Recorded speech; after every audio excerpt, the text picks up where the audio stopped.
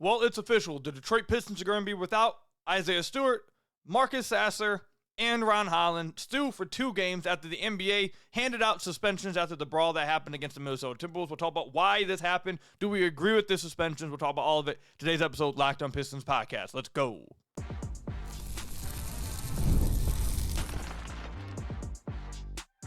You are Locked On Pistons, your daily Detroit Pistons podcast, part of the Locked On Podcast Network, your team every day. What's the deal? Welcome back to another episode of the Locked On Pistons podcast. Per usual, I'm your host, Kuka Hill. You can find me over on Twitter at Kuka Hill. I want to thank you guys for making Locked On Pistons your first listen of every single day. We are free and available on all your podcast platforms. If you haven't already, head to the YouTube channel at Locked On Pistons.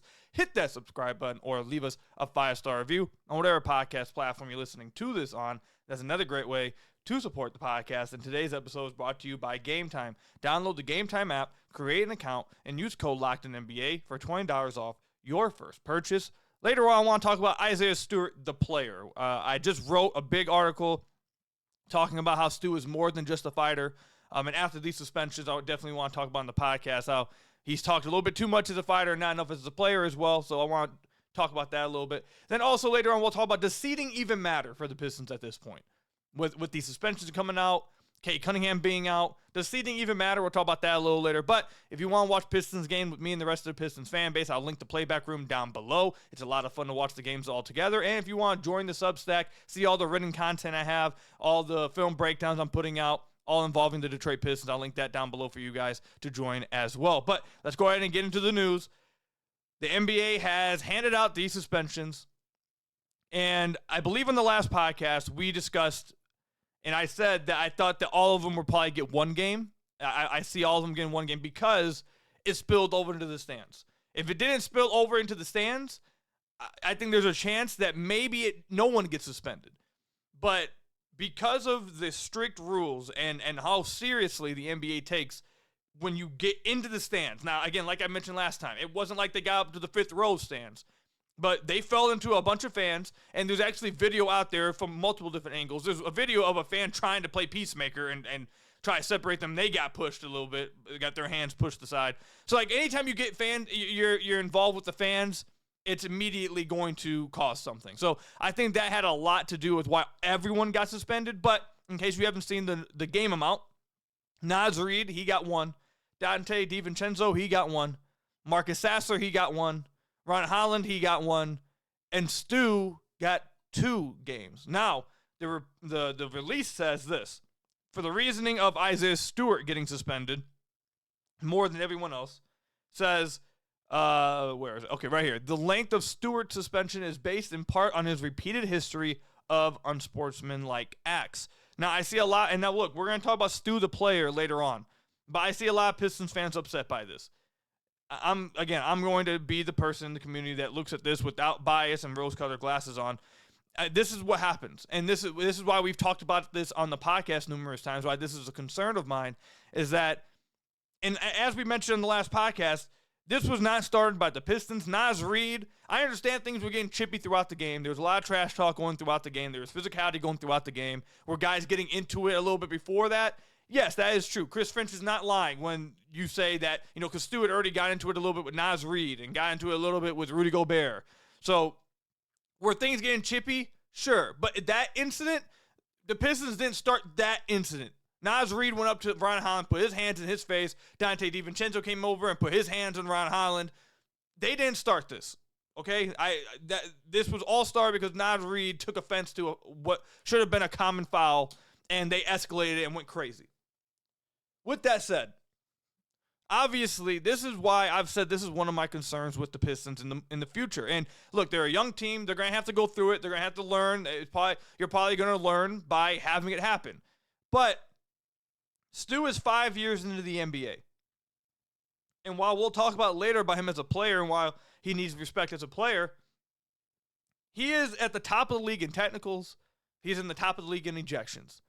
Over the years, he does have quite the film of, Pistons fans would call it funny incidents, but NBA people outside Detroit would call it reckless incidents, where you see him, obviously the bloody face going after LeBron, even though LeBron punched him, but he he's going after LeBron over and over and over and over. That happened. You have the incident with Blake. You have the incident with Giannis. This is the kind of stuff that people have, and he has this reputation now. And when you have this type of reputation and you are consistently towards the top of the league in technicals and you're getting ejected and you've been suspended numerous times before, this is the kind of thing that will happen. It happens to Draymond. It happens to any person who has a reputation or a repeated history of unsportsmanlike acts. This is what happens. This is not Joe Dumars being unfair to Stu or trying to stick it to the Pistons. This is what the NBA has always done. If you have a history, if you have a repeated history of stuff like this, you've been suspended before and you're constantly involved in this kind of stuff, you will probably get a higher suspension than other players would. This is not just a Stu thing. This is everyone else. The one player that I'm kind of shocked, if there was one player I thought that wouldn't get suspended, it was Ron. Ron, I understand Ron was furious and afterwards was crying, and we've talked about in the podcast. Growing up, when there's some dudes out there that get angry, yes. But if you come across a dude who gets so angry that he starts to cry, you stay away from him. You do not mess with him because he's the kind of dude you do not want to mess with that dude because he has a different level of anger that can come out. So while that happened and Ron was ready to go crazy, he really he was the one that got pushed into the crowd. Naz Reid and Dante came up and or outnumbered him. They are the ones who went after him, got in his face, pushed him into the crowd. He got pushed into the bottom of the crowd. He simply was holding the jersey trying to defend himself. So if there was one player I'm kind of confused, or not confused, I understand he was, but if there was one player I thought that wouldn't get suspended, it was Ron. So, but I mean, it is what it is. I expected all of them to get suspended again. Like I said, when you fall into the stands, that's the kind of thing that happens. Now, the problem for the Pistons is they're already without Cade. We don't know if Cade's going to be back for Wednesday for their game against Oklahoma City Thunder. We don't know if Tobias is going to be back for Oklahoma City Thunder on Wednesday. The other tough thing is that they got this game flexed to ESPN. So this is another national TV game where the Pistons could have had a chance to go out there and show everybody what they're worth after a tremendous fun last national TV game against the Miami Heat. They're going to be out here without potentially Cade, Tobias potentially. They're going to be without Marcus Sasser, Ron Holland, and Stu. Sasser is really going to hurt if Cade's also out. If Sasser and Cade are out, that's going to be tough. Obviously, it's going to be hard to win without Stu. He's pretty impactful to what the Pistons do. And Ron Holland just makes it, strings their rotation even more to where this game that they flexed to ESPN, I'm sure NBA guys are sitting there wondering, should we have even flexed this? We probably made a mistake. This game's probably going to be boring now. And that's tough. Cause I think the Pistons do, obviously they know when they're on national TV. They knew last game they were on national TV, and they knew about this game coming up. And they were hyped for this, and they were excited about this one. So the fact that, you get that next national TV game after such a thriller in the last one against Miami, and now you're potentially going to be without 5 rotation players. It's tough. That's going to suck. But I can't say I'm surprised by this ruling, these suspensions. Ron and Sasser will obviously serve theirs Wednesday night against OKC. Same thing with Stu. But, I mean, it is what it is. It is what it is. It was when it gets that big and spills over to the stands, this is the kind of thing that's going to happen. I will say, Dante maybe should have gotten 2 along with Stu. Watching a few videos, it looks like Dante took a swing while they were in the big pile. I feel like if Stu was going to get 2, I feel like Dante maybe should have gotten 2 as well. But I'm not about to sit here and be, a crybaby and a tattletale and be snitching on everybody. Oh, if I didn't get it, why did he get it? I'm not going to be that dude. It's not crazy. It's 2 games, but it's tough that's going to happen with this national TV game coming up. That's all I got for you guys with this one. Let me know what you guys think. Are you guys happy or not happy? But do you guys agree with the suspension games for Stu, 2 games? Do you guys agree that Ron Holland and Marcus Sasser should have gotten 1? And do you guys think Dante DiVincenzo should have got more than 1? Let me know all your feelings down below. Comment section or over on Twitter at KookaHill. When we come back, I want to talk about Isaiah Stewart, the player, because there's obviously going to be a lot of talk about him, the fighter, the enforcer. I want to talk about Stu, the player, when we come back.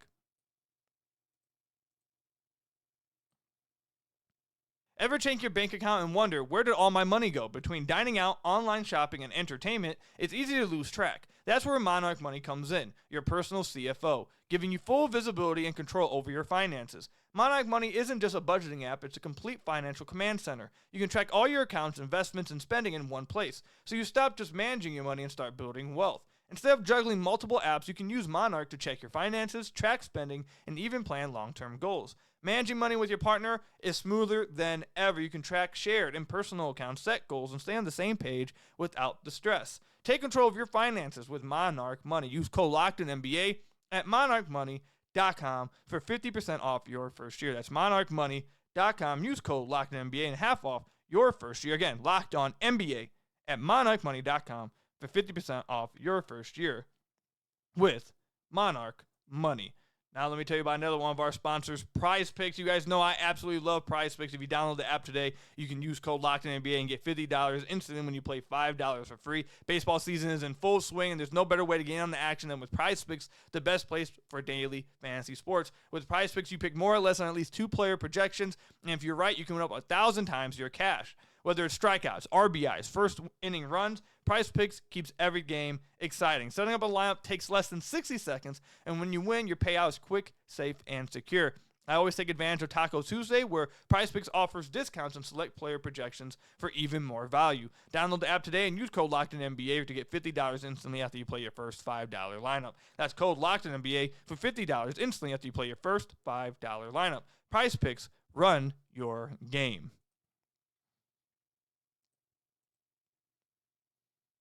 So I want to thank you guys again for making Locked On Pistons your first listen of every single day. We are free and available on all your podcast platforms. If you haven't already, head to the YouTube channel at Locked On Pistons.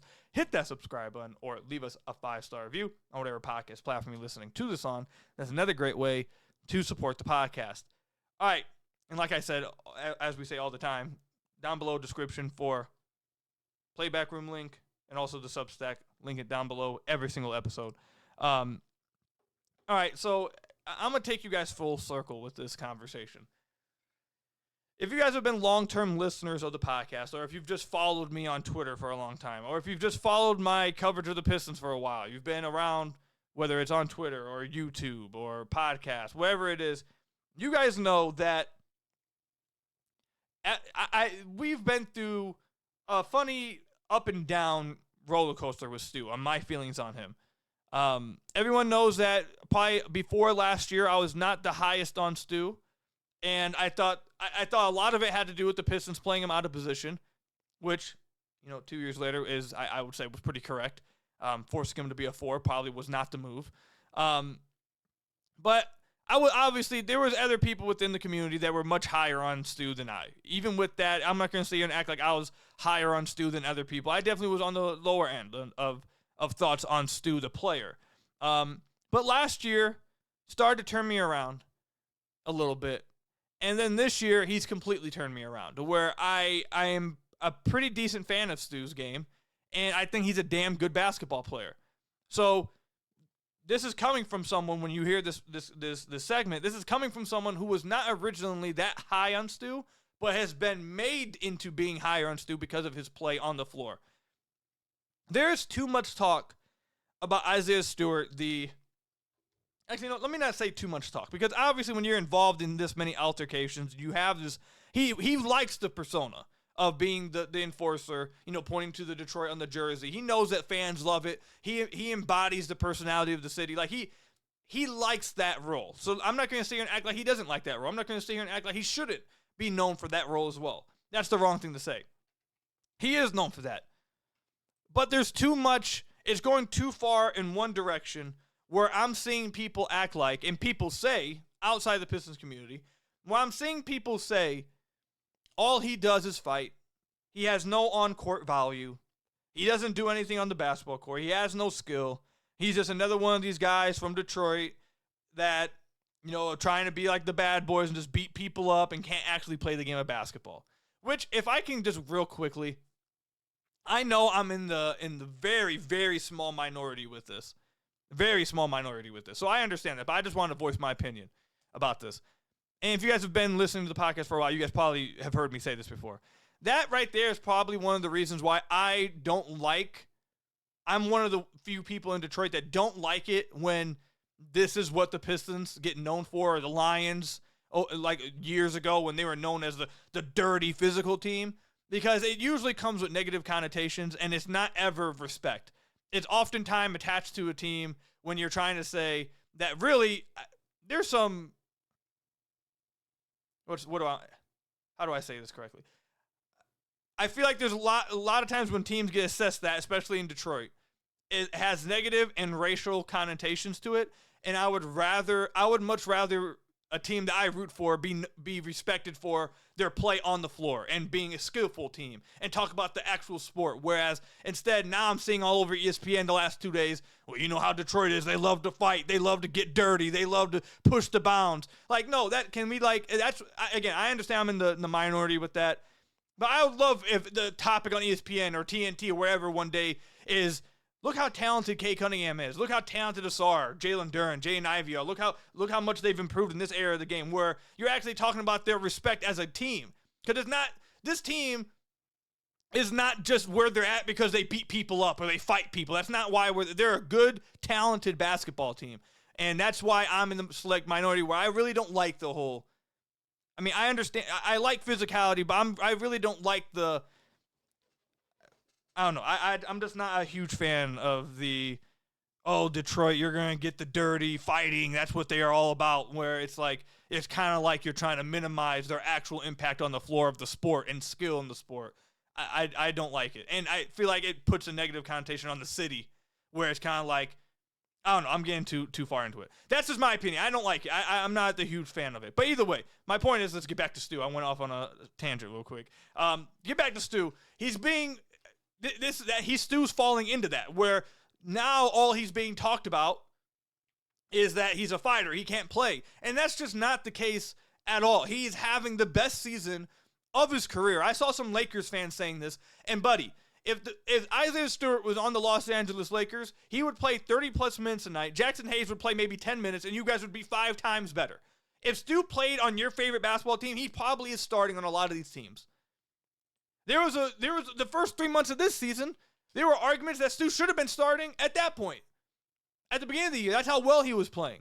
So the idea that Stu is just this fighter, this enforcer, and can't play is not true at all. He's a legit damn good basketball player. And I just wrote a long article about it over on the Substack. I'll link it down below. But the title is Isaiah Stewart is more than a fighter. And I go into clips, multiple film clips, breaking down how he's improved as a basketball player, his impact on the floor for the Detroit Pistons on both ends of the floor. It's disrespectful as hell to him to act like all he is an enforcer. Does he like the enforcer label? Does he like being known as the guy that you don't mess with? Yes, but at the end of the day, they're playing basketball. They're not wrestling. They're not into the UFC. They're playing basketball, which means he has to have a level of skill to actually play the sport, and he does. He's one of the best defensive bigs in the entire NBA. I'll read some of the stats here. If you want the full breakdown and full film breakdowns that I had within the article, again, go check that out. But I'll read you guys some of the stats that I pulled for the article. He's averaging a career high 1.4 blocks a game. He's playing not even 20 minutes a game. Not even 20 minutes a game. He's averaging 1.4 blocks a game.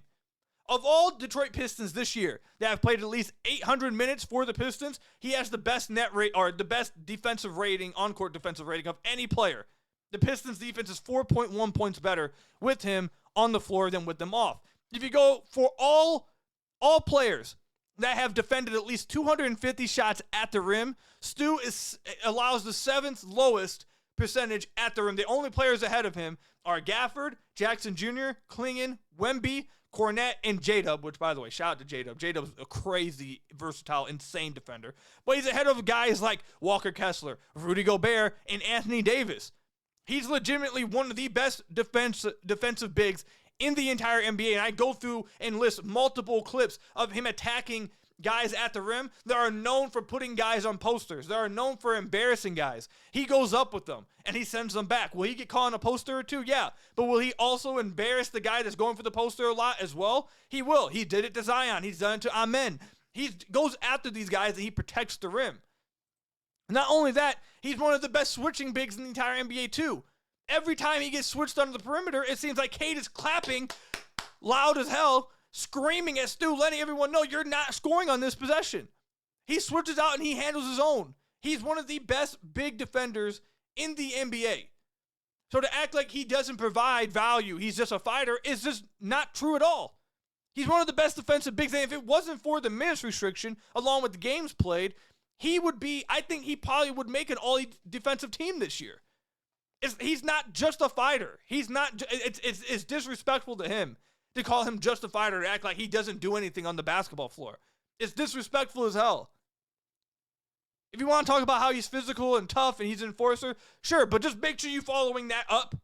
I would prefer that you lead with his actual basketball skill, but at least follow it up with, he actually does this, he does that, he does this, he does that. Because the Pistons are at the top of the league in fast break points, and a lot of that obviously comes from the fact that they get stops.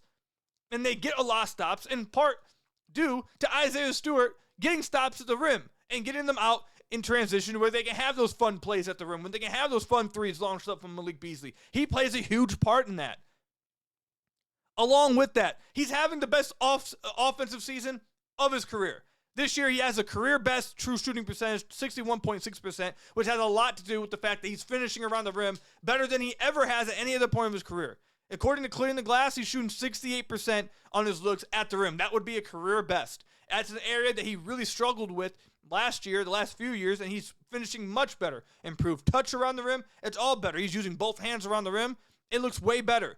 You guys know this, people who've watched throughout his career. One of his biggest flaws was that his hands were not very good. He dropped a lot of passes. He fumbled a lot of passes in the pick and roll. He's not doing that so much this year. I can't remember much.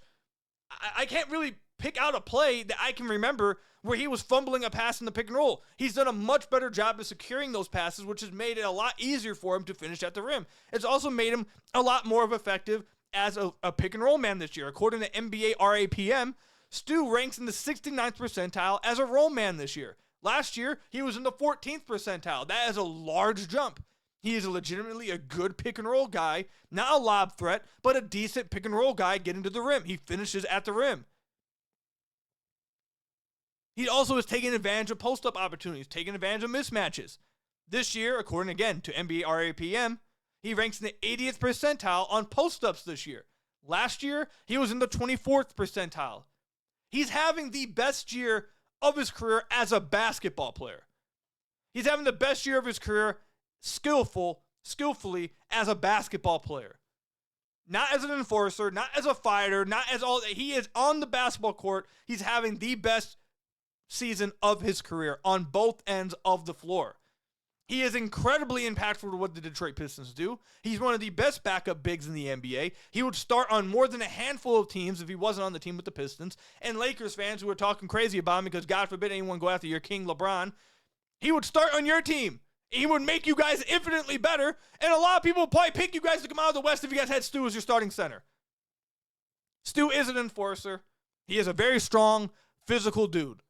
He's not afraid to back down, and he's very prideful of the name on the front of his jersey.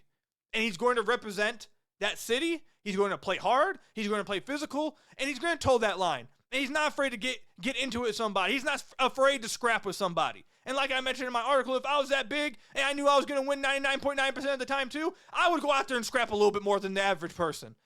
But he's not just that. He is a damn good basketball player, and he deserves a lot of people's respect. If you're going to talk about all the other stuff, make sure you're also talking about how he's a good basketball player.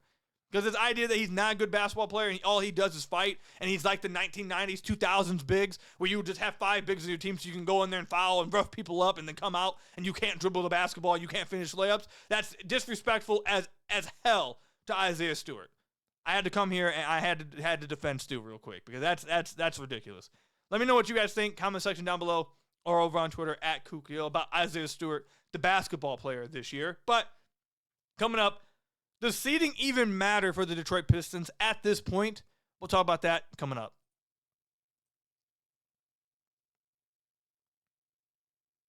There's nothing like watching basketball live. The energy of the crowd, the sound of the sneakers on the hardwood, and maybe even a celebrity sighting courtside. If you want to catch a game in person, Game Time makes it easier to get tickets than ever. Game Time's new feature, Game Time Picks, filters out all the fluff and shows you only the best deals on great seats, so you don't have to waste time scrolling through thousands of tickets. Game Time Picks even highlights super deals, giving you the best bang for your buck. With seat views before you buy, no surprise fees, and lowest price guarantee, you can book with total confidence. Take the guesswork out of buying tickets with Game Time Picks. Download the Game Time app, create an account, and use code LOCKEDONNBA for $20 off your first purchase. Terms apply. Again, create an account and redeem code LOCKEDONNBA for $20 off your first purchase. Download Game Time today. What time is it? Game time. So I want to thank you guys again for making Locked On Pistons your first listen of every single day. We are free and available on all your podcast platforms. If you haven't already, head to the YouTube channel at Locked On Pistons. Hit that subscribe button or leave us a 5-star review on whatever podcast platform you're listening to this on. That's another great way to support the podcast. I'll link down below the Substack and the playback if you want to see some of the written work, some of the film breakdowns I've been doing weekly, daily for you guys. Also, if you want to be a part of the playback room where you watch games with us and me and the rest of the Pistons fan base, it's a lot of fun. You want to join those, I'll link it down below for you guys. But does seeding even matter for the Pistons at this point? And I'm asking this question because they're without Cade. We don't know if Cade's coming back Wednesday. They're now without Stu, Sasser, Ron. They might be without Tobias. They obviously lost this past game to the Minnesota Timberwolves. We don't know when Cade's coming back. Stu's going to miss at least 2 games with only, 8 games left in the season? And with them in a heated race right now,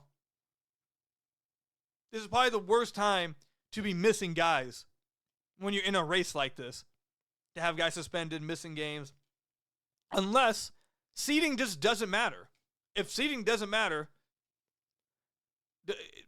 does it really, like, how much do you really care about losing these games? Now, let me say, I want the Pistons to win every game possible the rest of the year.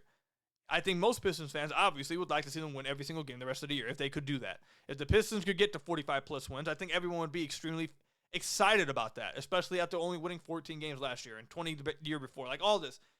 Winning 45-plus games, I think, would be fantastic for the community, for the fan base, for the team, for the franchise, all that. But when it comes to the seeding in the East, I think the Pistons have, if I was working for the Pistons and I was in the front office, or if I was in the coaching staff, whatever, I would probably be looking at the East and be like, yeah, we're probably where we're going to be at. Probably not going to be much change now at this point. Milwaukee's falling out. Don't think Milwaukee's going to catch up. Milwaukee's a game and a half behind Detroit. Giannis is out. I believe I just saw. Let me confirm that. I'm pretty sure I just saw a report that said Giannis is out for a week. Let me just make sure I'm saying that correctly. It's not a different player that I was thinking of. He's questionable for tonight. So I don't think it was a week. I think I just saw that he was questionable for tonight's game. Either way, they're without Dame. Giannis is questionable for this game coming up. Their team is not very good. They've been struggling. And Indiana at this point, who's ahead of the Detroit Pistons, they're 2 games ahead in 4th place. And they're playing really well. And the Pistons right now are in a position where I feel like they're probably locked into 5. They're probably locked into number 5 in the East. Also, their matchup isn't, let's say, I don't think their matchup is changing. Like, I think they're getting Indiana. Indiana's not going to catch New York at 3. And New York fall to 4. I don't think that's going to happen. And the Bucks aren't moving up to 5, I don't think. So whether the Pistons have 4 or whether the Pistons have 5, they're going to be playing Indiana. I think that's pretty locked in stone. The only way that they would be able to play the Bucks is if the Pistons got up to 3.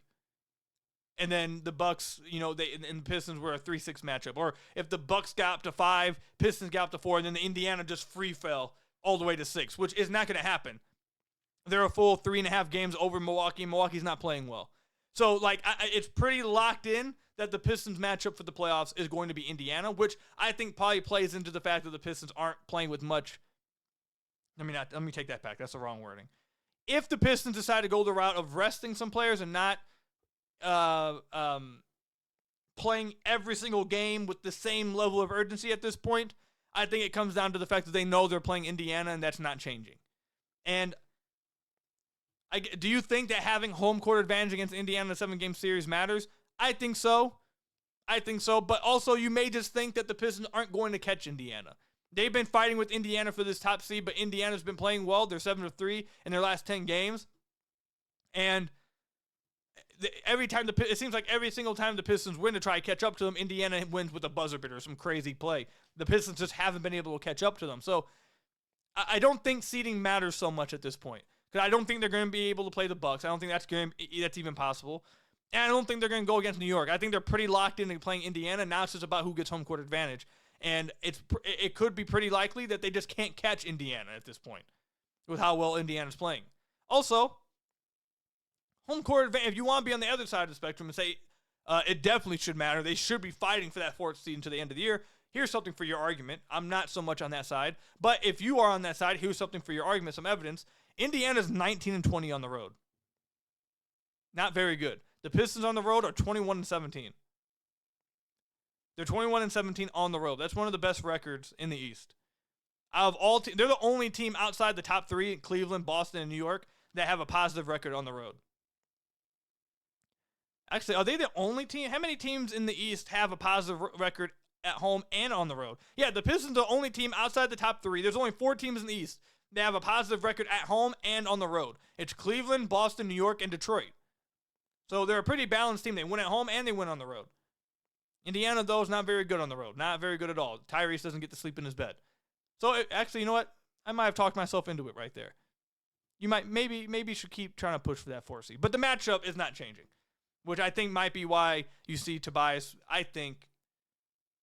Actually, no, I won't feed that into there. If guys continue to miss games or maybe get rested, I guess, with some assumptions from the fan base, I think it's probably because they know their matchup's going to be Indiana. But let me know in the comment section down below or over on Twitter at KukaHill. Do you guys agree that the Pistons are locked in basically with Indiana? Do you think they could catch Indiana? Let me know in the comment section down below or over on Twitter at KukaHill. That's all I've got for you guys today. Thank you guys for making Locked On Pistons your first listen of every single day. Free and available on all your podcast platforms. Hit that subscribe button to the YouTube channel. Leave us a 5-star review, whatever podcast platform you're listening to this on. And until next time, I'll see you guys later. Stay safe out there. Till next time, peace out.